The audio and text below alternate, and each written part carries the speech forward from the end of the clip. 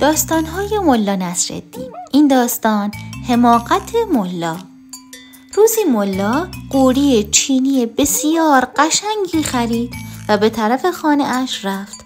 اما در بین راه با خود فکر کرد خب اگر این قوری در خانه بر زمین بخورد و بشکند، آن وقت من از کجا یک چینی بندزن پیدا کنم تا تکه های آن را به هم بند بزنند؟ او قدری در این باره با خود فکر کرد و سرانجام با خود گفت بسیار خوب، پس بهتر است حالا که من در بازار هستم و چینی بندزن هم در اینجا هست، قوری را خودم بشکنم و بدهم تا او بند بزند.